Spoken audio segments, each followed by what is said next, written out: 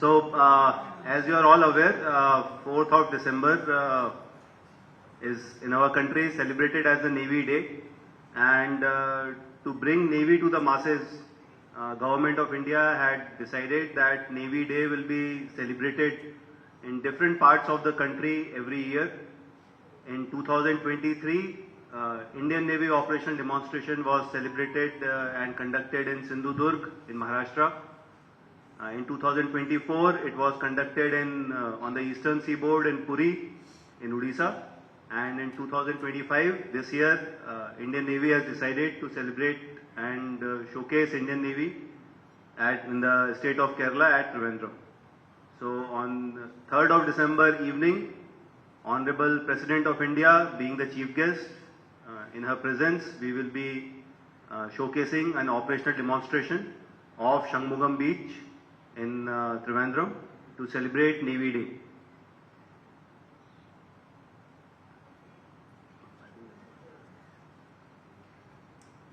So, ഇതിൽ പ്രധാനമായിട്ടും navy operational demo ആയിട്ട് ബന്ധപ്പെട്ട്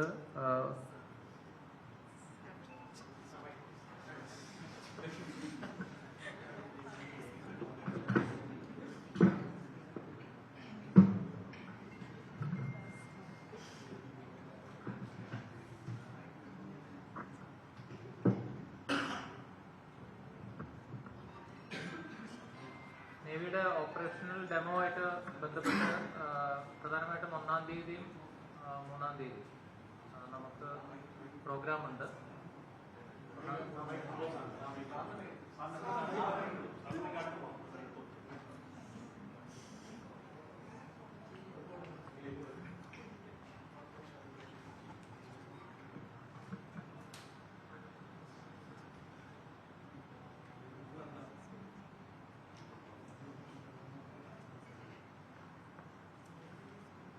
നേവി ഓപ്പറേഷണൽ ഡേയുമായിട്ട് ബന്ധപ്പെട്ട് നമുക്ക് 1-ാം തീയതി അവരുടെ ഫുൾ ഡ്രസ് റിഹേഴ്സലും അതുപോലെ തന്നെ 3-ാം തീയതി ഓപ്പറേഷണൽ ഡെമോ ആണ് നടക്കുന്നത്. അത് സമയം 4:30 മുതൽ അവിടെ എല്ലാ പ്രോഗ്രാമുകളും പല പ്രോഗ്രാമുകളും ആരംഭിക്കും. നേവിയുടെ ഭാഗത്തു നിന്ന് പാസും ഇൻവിറ്റേഷനും ലഭിച്ച സ്പെസിഫൈഡ് ആയിട്ടുള്ള കാറ്റഗറിയുള്ള ആളുകളുണ്ടായിരിക്കും. അത് മീഡിയയും അതുപോലെ തന്നെ ഡിസ്റ്റിംഗ്വിഷ്ഡ് ആയിട്ടുള്ള ഇൻവൈറ്റീസ് ഉണ്ടായിരിക്കും. യൂണിഫോംഡ് പേഴ്സണൽ ആയിട്ടുള്ള അതുപോലെ ഡിപ്പാർട്ട്മെന്റിൽ നിന്നുള്ള ഉദ്യോഗസ്ഥർക്കും അതിന്റെ പാസ് ഇഷ്യൂ ചെയ്തിട്ടുണ്ട്. അതുകൂടാതെ പബ്ലിക്കിനും നേവി 2500ഓളം പാസുകൾ ഇഷ്യൂ ചെയ്തിട്ടുണ്ട്. അപ്പോൾ പ്രധാനമായിട്ടും നമുക്ക് അവർക്ക് ഉള്ള എൻക്ലോഷേഴ്സ് അതുപോലെ തന്നെ അവർക്കുള്ള പാസ്, പാർക്കിംഗ്, അതിന്റെ സൗകര്യങ്ങളെല്ലാം അതാത് പാസ് കൊടുത്തിരിക്കുന്ന പാസിൽ തന്നെ രേഖപ്പെടുത്തിയിട്ടുണ്ട്. അതില് പ്രധാനമായിട്ടുള്ള പാർക്കിംഗ് ഗ്രൗണ്ടുകളെ സംബന്ധിച്ചിട്ടുള്ള ഇൻഫർമേഷനും മറ്റു കാര്യങ്ങളും അതിൽ QR കോഡിൽ രേഖപ്പെടുത്തിയിട്ടുണ്ട്. ഈ പാസുകൾ ലഭിച്ചവര് നമുക്ക് പ്രധാനപ്പെട്ട ഒരു വിഷയം എന്നുള്ളത് നമുക്ക് ശംഖുമുഖം ഭാഗത്ത് പാർക്കിങ്ങിനുള്ള ഫെസിലിറ്റി കുറവാണ് എന്നുള്ളത് കൊണ്ട് തന്നെ പൊതുജനങ്ങൾക്ക് ഈ പാസുകൾ ഇല്ലാത്തവർക്ക് വാഹനങ്ങളും സ്വകാര്യ വാഹനങ്ങളുമായിട്ട് വരാൻ ഉള്ള ഒരു ബുദ്ധിമുട്ട്, അവർക്ക് സ്വകാര്യ വാഹനവുമായിട്ട് വന്നു കഴിഞ്ഞാൽ പാർക്ക് ചെയ്യാൻ സ്ഥലമില്ലാത്ത ഒരു സാഹചര്യം ഉള്ളതുകൊണ്ട് തന്നെ പൊതുജനങ്ങൾക്ക് നമ്മൾ പൊതുവായിട്ടുള്ള കുറച്ച് പാർക്കിംഗ് ഗ്രൗണ്ടുകൾ ഐഡന്റിഫൈ ചെയ്തിട്ടുണ്ട്. അപ്പോൾ ആ പാർക്കിംഗ് ഗ്രൗണ്ടുകളിൽ വന്ന് അവിടെ നിന്ന് KSRTC ഷട്ടിൽ സർവീസ് ത്രൂ ആണ് പൊതുജനങ്ങൾക്ക് ഈ പ്രോഗ്രാം കാണാനായിട്ട് ശംഖുമുഖത്തേക്ക് വരാൻ കഴിയുക. നേവി കൊടുത്തിരിക്കുന്ന ഡിപ്പാർട്ട്മെന്റ് ഉദ്യോഗസ്ഥർക്കും അതുപോലെ തന്നെ മീഡിയ അതുപോലെ തന്നെ ഡിസ്റ്റിംഗ്വിഷ്ഡ് ആയിട്ടുള്ള ഗസ്റ്റുകൾക്കുമായിട്ടുള്ള പാസിലുള്ള വാഹനങ്ങൾക്ക് പാർക്ക് ചെയ്യാനുള്ള സൗകര്യം ശംഖുമുഖത്തുണ്ടായിരിക്കും. സ്പെക്ടേറ്റേഴ്സിനും നേവി പാസുകൾ ഇഷ്യൂ ചെയ്തിട്ടുണ്ട് 8500ഓളം. അത് പലതും NCC കാഡറ്റ്സും അതല്ലാതെയുള്ള ജനറൽ പബ്ലിക്കിനുമായിട്ട്.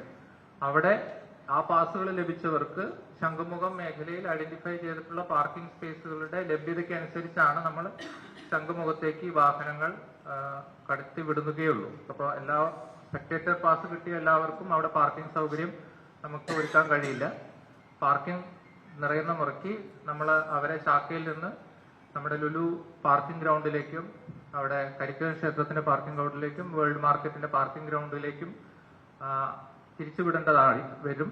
അത് പാർക്കിംഗ് പാസ് ഉണ്ടെങ്കിലും നേവിയുടെ സ്പെക്ടേറ്റർ പാസ് ഉണ്ടെങ്കിൽ തന്നെ അവിടേക്ക് തിരിച്ചുവിടേണ്ടതായിട്ട് വരും. അവിടെ നിന്ന് KSRTC ബസ്സുകൾ എടുത്തിട്ടാണ് അവര് തിരിച്ച് ശംഖുമുഖം ഭാഗത്തേക്ക് വരേണ്ടത്.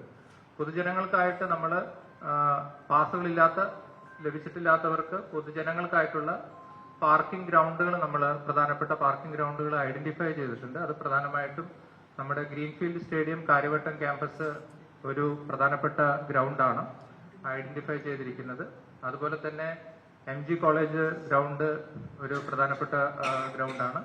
അതുപോലെ നമ്മുടെ പൂജപ്പുര ഗ്രൗണ്ട്, നമ്മൾ സിറ്റിക്കകത്തുള്ള പ്രധാനപ്പെട്ട ഗ്രൗണ്ടുകൾ, അത് നമ്മൾ സാധാരണ പാർക്ക് ചെയ്യുന്ന വാട്ടർ അതോറിറ്റിയുടെയും വെള്ളയമ്പലത്തൊക്കെയുള്ള പാർക്കിംഗ് ഗ്രൗണ്ടുകൾ, LMS കോമ്പൗണ്ടിലെ ഗ്രൗണ്ടുകൾ, ആ പാർക്കിംഗ് ഗ്രൗണ്ടുകൾ വന്ന് അവിടെ നിന്ന് KSRTC ബസ്സിൽ ആണ് നമ്മുടെ ശംഖുമുഖത്തേക്ക് വരേണ്ടത്. പ്രധാനമായിട്ടും നേവിയുടെ പ്രോഗ്രാം 4:30 കഴിഞ്ഞു കഴിഞ്ഞാൽ ഏകദേശം 1 മണിക്കൂർ 6 മണി മുതൽ 7 മണി വരെയാണ് പ്രധാനമായിട്ടും ഇതിന്റെ പ്രോഗ്രാം കഴിയുക. അതിനുശേഷം പ്രസിഡന്റും മറ്റ് ഡിസ്റ്റിംഗ്വിഷ്ഡ് വിസിറ്റേഴ്സും ഡിഗ്നിറ്ററീസും ഒരു ഹൈറ്റി അവര് അറേഞ്ച് ചെയ്തിരുന്ന ഹൈറ്റി അറ്റൻഡ് ചെയ്യുന്ന സമയം ഉണ്ടായിരിക്കും. അപ്പൊ ഏകദേശം 7 മണിയോടുകൂടി തന്നെ പ്രോഗ്രാം കഴിയുന്നതായിരിക്കും. അപ്പൊ അതോടുകൂടി തന്നെ ജനങ്ങൾക്ക് ഇതുപോലെ തന്നെ KSRTC ബസ്സുകളുടെ ലൈനപ്പ് ആ ഭാഗത്തുണ്ടായിരിക്കും. KSRTC ബസ്സുകളിൽ കയറി വേണം അവര് പോകാനായിട്ടുള്ളത്. നമ്മൾ കോസ്റ്റൽ സൈഡിൽ നിന്നും വരുന്ന വാഹനങ്ങൾ നമ്മുടെ സെന്റ് സേവിയേഴ്സ് കോളേജിന്റെ ഗ്രൗണ്ടിലായിരിക്കും നമ്മൾ പാർക്ക് ചെയ്യാനായിട്ട് ഉദ്ദേശിക്കുന്നത്. പ്രധാനമായിട്ടും നമ്മുടെ ഈ പാർക്കിംഗ് അറേഞ്ച്മെന്റുകൾ ജനങ്ങളിലേക്ക് എത്തുക എന്നുള്ളത് വളരെ പ്രധാനപ്പെട്ട ഒരു കാര്യമാണ്. പൊതുജനങ്ങൾക്ക് വരാനുള്ള സൗകര്യങ്ങൾ ഒരുക്കിയിരിക്കുന്നത് ഇപ്രകാരമാണ്. അതോടൊപ്പം തന്നെ മഴയുടെ സാധ്യത ഉള്ളതുകൊണ്ട് തന്നെ പൊതുജനങ്ങൾ കുടയടക്കം നമ്മൾ എടുത്തിട്ട് വേണം വരാൻ. കാരണം പബ്ലിക് എൻക്ലോഷർ ചെയേഴ്സ് അല്ല, അവര് സ്റ്റാൻഡിംഗ് ആണ്. പൊതുവായിട്ടുള്ള ജനങ്ങൾക്കുള്ളത് സ്റ്റാൻഡിംഗ് ആണ്. അപ്പോൾ കുടയുടെ ആവശ്യമുണ്ടായിരിക്കും. അതുപോലെ തന്നെ കുടിവെള്ളവും കരുതേണ്ടതാണ്. പ്രധാനമായിട്ടുള്ള സെക്യൂരിറ്റി, ജനറൽ സെക്യൂരിറ്റി അഡ്വൈസറീസ് അതാണ്. നമ്മൾ കൂടുതൽ തിരക്കില്ലാതെ, കൂടുതൽ മറ്റ് സെക്യൂരിറ്റി ചലഞ്ചസ് ഇല്ലാതെ ഈ പ്രോഗ്രാം എത്രയും മനോഹരമായിട്ട് കൊണ്ടുപോകാനായിട്ടുള്ള സൗകര്യം നമ്മൾ പോലീസിന്റെ ഭാഗത്തു നിന്നും തീർച്ചയായിട്ടും ഉണ്ടായിരിക്കും. നമ്മളുടെ പോലീസിന്റെ ഡിപ്ലോയ്മെന്റ് ത്രൂ ആയിട്ട് ഉണ്ടായിരിക്കും. VIP മൂവ്മെന്റിനോടൊപ്പം തന്നെ ജനങ്ങൾക്കും കൂടി സൗകര്യപ്രദമാകുന്ന രീതിയിൽ നമ്മൾ അതിന്റെ അറേഞ്ച്മെന്റ്സ് നടത്തുന്നതായിരിക്കും. പ്രധാനമായിട്ടും നമുക്ക് പറയാനുള്ളത് അതാണ്, പബ്ലിക്കിന്റെ അറേഞ്ച്മെന്റ്സുമായിട്ട് ബന്ധപ്പെട്ട്.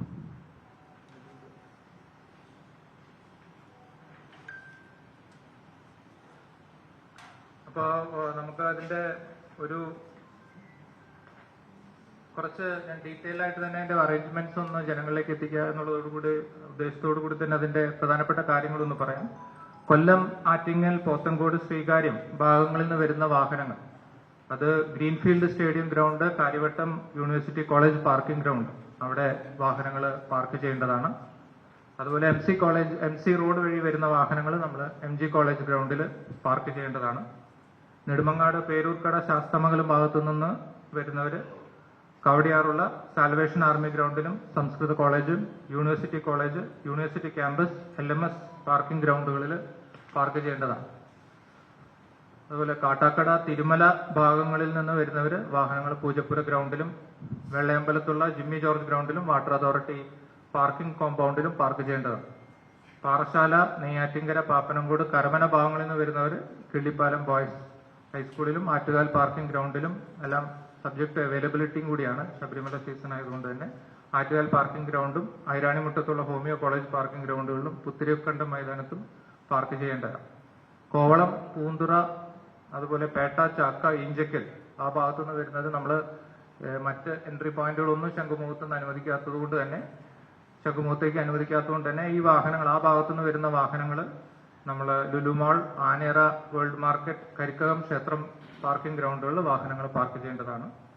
വർക്കല, കടക്കാവൂർ, പെരുമാതുറ ഭാഗങ്ങൾ, നമ്മുടെ കോസ്റ്റൽ സൈഡിൽ നിന്ന് വരുന്ന വാഹനങ്ങൾ തീരദേശ റോഡ് വഴി വരുന്നത് പുത്തൻതോപ്പ് പള്ളി ഗ്രൗണ്ടിലും സെന്റ് സേവിയേഴ്സ് കോളേജ് പാർക്കിംഗ് ഏരിയയിലുമാണ് പാർക്ക് ചെയ്യേണ്ടത്.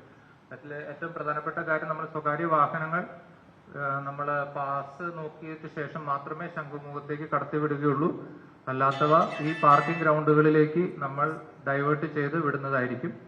പ്രധാനമായിട്ടും അതിൽ ചെയ്യുന്ന ക്രമീകരണം അതാണ്.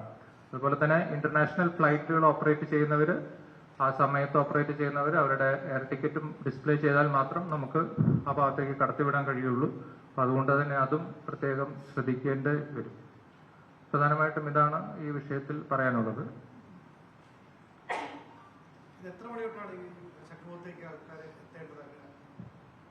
ശംഖുമുഖത്തേക്ക് നമ്മൾ പ്രോഗ്രാമിന്റെ 1 മണിക്കൂർ മുമ്പെങ്കിലും എത്തണം എന്നുള്ളതാണ്. ഒരു 3:30-4 മണിയോടുകൂടി നമ്മൾ എന്തായാലും അവിടെ ഭാഗത്തേക്ക് എൻട്രി ക്ലോസ് ചെയ്യണം. കാരണം ഒന്ന്, നമുക്ക് അവിടെ സ്റ്റാൻഡിംഗ് ആണ് പബ്ലിക് എൻക്ലോഷേഴ്സ്. ബാക്കി ഈ നേവിയുടെ അതാത് പാസുകൾ ലഭിച്ചിട്ടുള്ളവർക്ക്, പാർക്കിംഗ് അവൈലബിലിറ്റി ഉള്ളവർക്ക് കുറച്ചും കൂടി അഡ്വാൻസ് ചെയ്ത് അവരുടെ പാസിൽ തന്നെ പ്രതിപാദിച്ചിട്ടുണ്ട് സമയം എത്ര മണി വരെ, സമയം വരെ അവർക്ക് വന്ന് എൻക്ലോഷേഴ്സിൽ എത്താമെന്നുള്ളത്. പബ്ലിക്കിന് 1 മണിക്കൂർ മുമ്പ്, അതായത് 4 മണിയോടുകൂടി തന്നെ നമ്മൾ അവിടെ എത്തേണ്ട രീതിയിലാണ് ക്രമീകരിച്ചിട്ടുള്ളത്.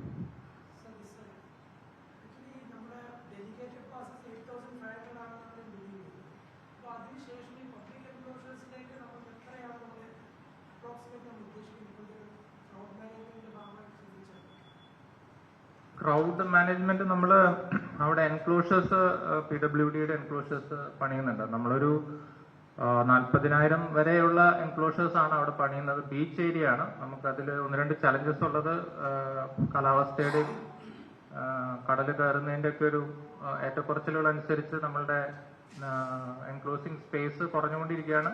എന്നിരുന്നാൽ തന്നെയും ഒരു 40,000 വരെയൊക്കെ നമുക്ക് ആ എൻക്ലോഷേഴ്സിൽ നിർത്താൻ കഴിയും. നമ്മുടെ എൻക്ലോഷേഴ്സ് ഉള്ളത് കണ്ണാന്തുറ പള്ളിയുടെ ആ ഭാഗം തൊട്ട് വെട്ടുകാട് പള്ളി വരെ ഉള്ള ബീച്ച് ഏരിയയിലാണ് എൻക്ലോഷേഴ്സ് ഉള്ളത്. അപ്പോൾ അവിടെയാണ് ഈ എൻക്ലോഷേഴ്സ് പബ്ലിക്കിനുള്ള എൻക്ലോഷേഴ്സ് വെച്ചിരിക്കുന്നത്. മെയിൻ ഡയസ് വരുന്നത് ശംഖുമുഖത്താണ്. അപ്പോൾ മാത്രമല്ല, എല്ലാ എൻക്ലോഷേഴ്സിലും LED വാളുകൾ PWD ചെയ്യുന്നുണ്ട്. അപ്പോൾ ഡയസിന്റെ ഫ്രണ്ടിൽ, ഡയസിൽ നടക്കുന്ന ആക്ടിവിറ്റി, അതിന്റെ മുന്നിലുള്ള സ്റ്റേജിലുള്ള ആക്ഷൻസും കാര്യങ്ങളും നമ്മുടെ LED വാളിൽ കാണാനുള്ള സൗകര്യം ഉണ്ടായിരിക്കും. അതുപോലെ തന്നെ കപ്പലുകളും മറ്റ് വിമാനങ്ങളും ഒക്കെ പോകുന്നത് നമ്മുടെ ബീച്ച് ഏരിയയിൽ നിന്നിട്ടായാലും കാണാൻ കഴിയും.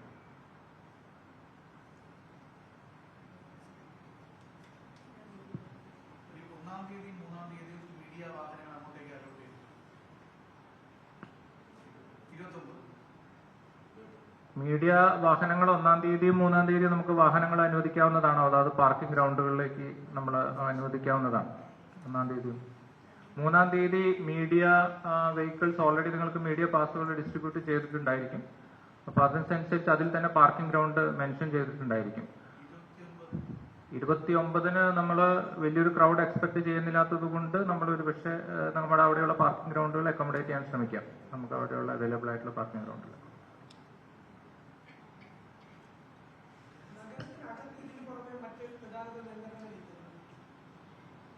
നഗരത്തിന്റെ അകത്ത് നമുക്ക് പ്രസിഡന്റിന്റെ മൂവ്മെന്റുമായിട്ട് ബന്ധപ്പെട്ട് ഗതാഗത ക്രമീകരണങ്ങൾ ഉണ്ടായിരിക്കും. അത് രാത്രി 8 മണിക്ക് ശേഷമുള്ള ക്രമീകരണങ്ങളായിരിക്കും ഉണ്ടായിരിക്കുക. അപ്പൊ അത് കൂടുതലായിട്ടും നമ്മൾ ഇഞ്ചക്കൽ മുതൽ ഉള്ള ഭാഗങ്ങളിലായിരിക്കും അതിന്റെ ക്രമീകരണങ്ങൾ നടത്തുന്നത്. അതാത് സമയത്ത് നമ്മൾ പ്രസ് റിലീസിലൂടെ അറിയിക്കും, ഫൈനലൈസ് ചെയ്തതിനു ശേഷം റൂട്ടുകളൊക്കെ.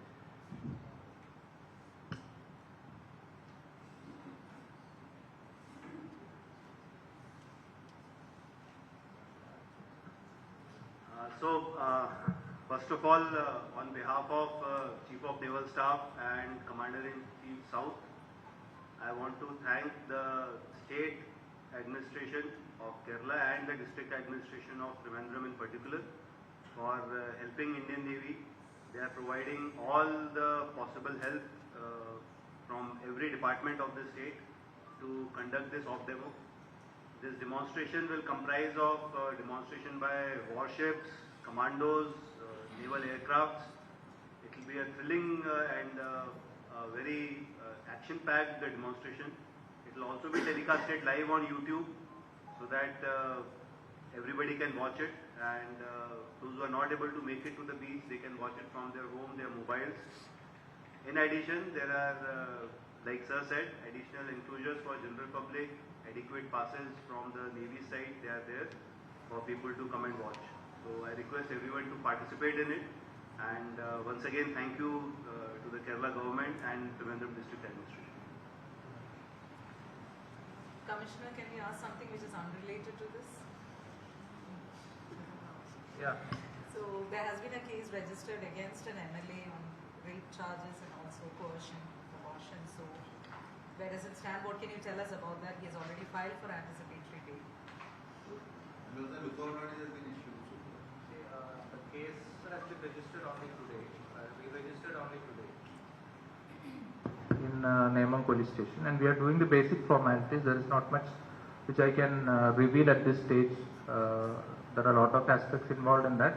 So I think already a lot of information are available in the media. So I think we are doing the basic formalities and other required things to be done in the investigation at present. Has That's a all I lookout can. notice been already issued? See, I said these are all part of investigation, which I cannot. Lookout notice has been issued. That's something which I will reserve for myself, because it's a part of investigation. I don't think it should be revealed. ഈ special ടീമിൽ എന്തെങ്കിലും special ടീമിനെ നമ്മളൊരു special ടീമിനെ constitute ചെയ്യുന്നുണ്ട്. അത് വൈകുന്നേരത്തോടു കൂടി നമ്മൾ ആ സ്പെഷ്യൽ ടീം കോൺസ്റ്റിറ്റ്യൂട്ട് ചെയ്ത് അവർക്ക് ഇൻവെസ്റ്റിഗേഷൻ ഹാൻഡ് ഓവർ ചെയ്യും. Thank you.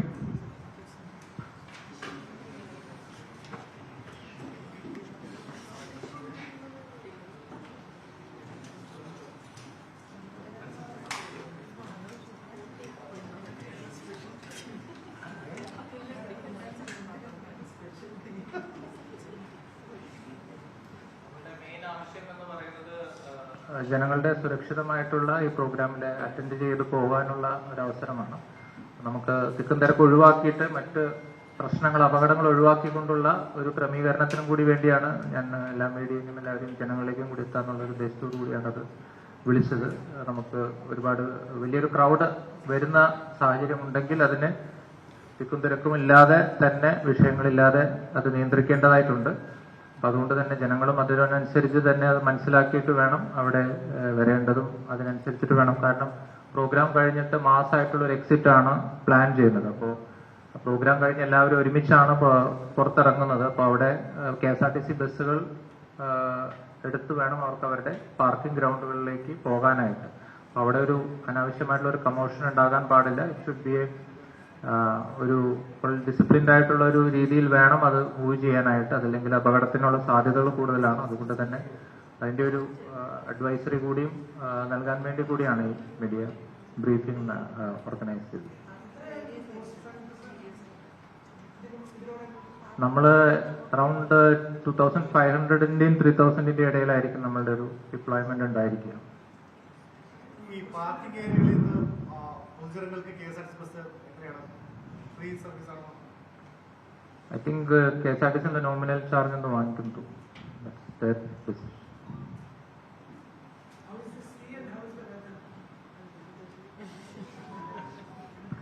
Yeah, we are keeping a close watch on the weather, and the sea is calm. Of course, Navy is motto Shanno Varna, so we continue to pray to Lord Varna.